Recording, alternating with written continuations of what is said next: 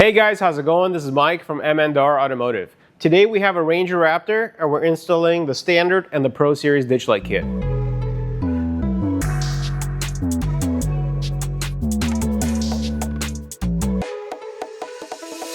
Now that you purchase your set of ditch lights, whether it's the Standard or the Pro, the installation is identical. So we're going to install one of each so that way you can see. We're going to install the brackets onto the truck and then we're going to install the set of lights on them. So with your M&R kit, you're going to get a set of brackets. You're going to get a passenger side as well as a driver.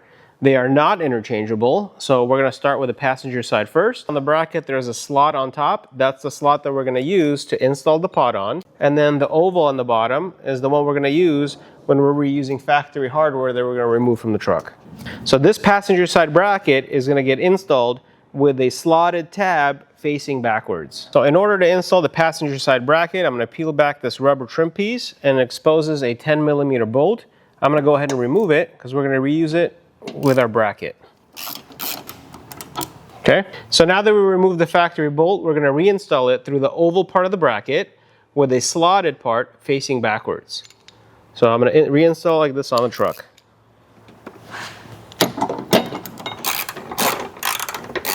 So I'm going to use a wrench to do the final tie down of it. The bracket is tight. Now I'm going to tuck this rubber trim piece underneath it. So now to show you guys again, the slot of the bracket is facing backwards. There's space between the bracket and the windshield. So on the passenger side, I'm going to install the standard pod. We got to attach the U-cradle first to the pod, and then we'll install it onto the mount. When installing the cradle, notice that there is an opening as well as a slot. The slot goes towards the back of the light, and that's for angling. There's a large hole, and there's a small. The large hole is towards the center, and we're going to use supplied hardware in order to attach the U-cradle to the light. Large bolt that's provided with the light towards the center, and we're going to use a smaller one right behind it. We don't have to tighten it all the way yet because we're still going to aim them after the lights are on the M&R bracket. So to summarize, there's a large bolt that's towards the center of the light and a small bolt that is right behind it. So I'm going to do the same thing on this side. Large bolt towards the center of the light, smaller bolt right behind it. So now we can install the pod onto the bracket using the supplied hardware. We're going to thread the bolt and washer through the U-cradle and we're going to install it. We're just going to finger tighten it and we're going to tighten the rest with a wrench. And now we're going to use wrenches to tighten the bolt and nut.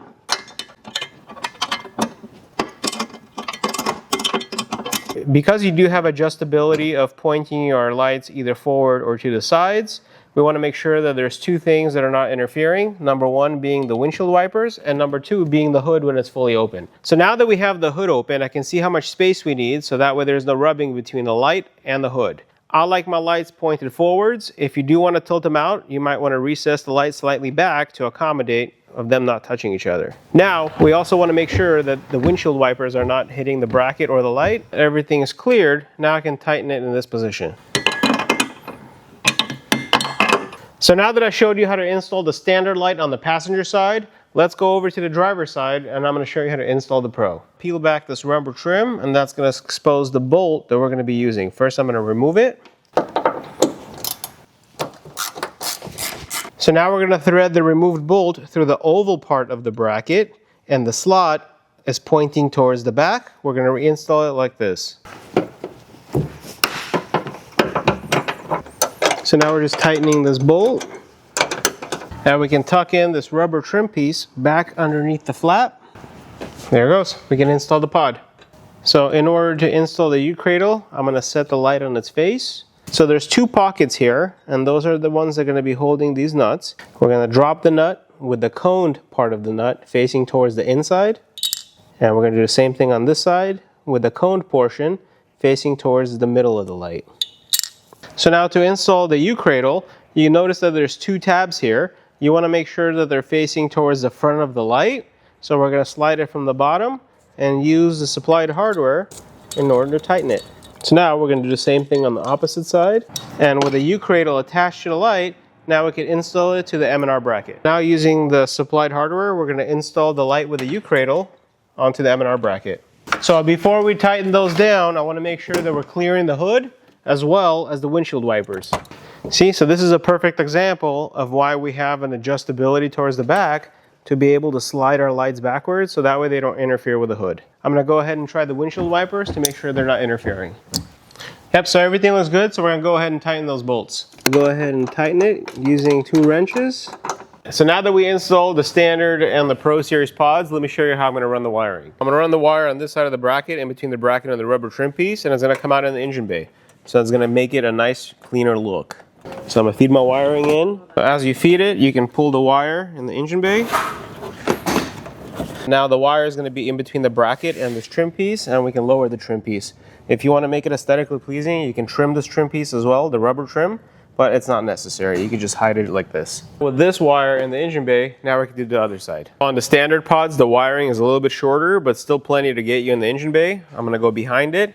I'm going to lift on the rubber trim. I'm going to feed the wire through, and I'm going to pull on it from the engine bay. All right, awesome. So now we can bridge the lights together and connect them to factory auxiliary switches. Because the Ranger Raptor has factory auxiliary switches, M&R is going to provide you with a wiring harness and 2 grounding straps for your lights. The grounding straps go onto the black wire of the light, 1 on each side, and then you get a main harness with 2 power sources. Because the Ranger Raptor's factory auxiliary switch connections are on the driver's side, that's the point where we're going to have the Y intersection of the harness.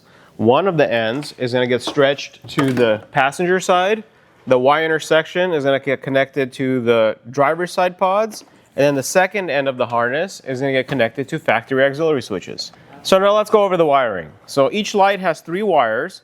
There's a black wire, which is the ground.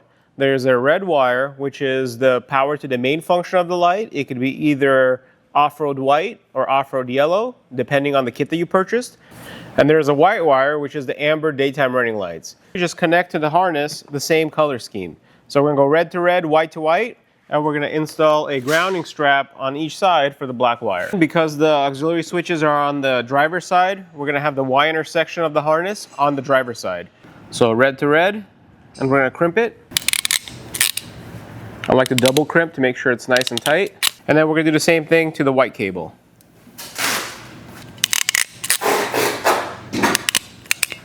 Since we're on the driver's side, let's go ahead and take care of the grounding strap as well. We're going to take one of the grounding straps, extend it, and we're going to crimp the black cable to the black grounding strap. With the grounding strap, let's go ahead and use this grounding bolt. We're going to remove it. It's an 8mm. We're going to slide it through the eyelid of the harness, and we're going to reinstall it. So now our driver's side is connected. Let's move on to the passenger. All right, so now we're on the passenger side, and we're going to do exactly the same thing. We have the 2 power leads, red to red and white to white. So I'm going to crimp the red cable to the red, and we're going to do the white to white. For the black wire, once again, we have a grounding strap, black to black. I'm going to use this bolt to ground my eyelid. I'm going to feed that bolt through the eyelid, and I'm going to reinstall it. Perfect. So now both of our lights are fused together. All we have to do is connect the other side of the harness to the factory auxiliary switches. We have the other end of the harness, and these are the 2 wires that get connected to factory auxiliary switches. Ford has 4 factory auxiliary switches connections in the front, and there's 2 in the back of the truck. So when looking at the diagram, this yellow cable, the yellow wire is going to be auxiliary switch, 25 amps. And there's 3 auxiliary switches here. The white wire on the harness is the amber backlight, and it draws the lowest amount of amperage. So we're going to connect it to the lowest amp auxiliary switch, which would be switch number 1. It's a 5 amp fuse. It's the violet with green wire. So I'm going to go ahead and take off the protective sheathing. I'm going to strip the wire, connect that to the white wire of the wiring harness. So the violet wire, 5 amps, we're going to connect that to the amber backglow. So for our red wire, that's going to be the main function of the ditch lights. You want to have at least 5 amps. It's about 2.5 amps per light. So we're going to use the blue and orange, which is auxiliary switch number 2. It's 15 amp fuse. So we're going to take off the protective sheathing, and we're going to connect it to our red wire. That's the main function. Get a nice crimp. All right, so now that the wiring is done, I'm going to apply heat onto all the connectors to make them waterproof. And I'm also going to zip tie the access wiring and tuck it to the side, so that way it doesn't get in the way of anything. Let's go ahead and test the lights. Switch number 2, that's going to be the powerful off-road white light. And switch number 1, that's going to be the amber backglow. And this is the amber daytime running lights. Notice on the standard you have 2 amber strips, where on the Pro Series they're fully illuminated. Thank you guys for watching. I hope you guys got the confidence that you need to install this product yourself. I know you guys are going to absolutely love it.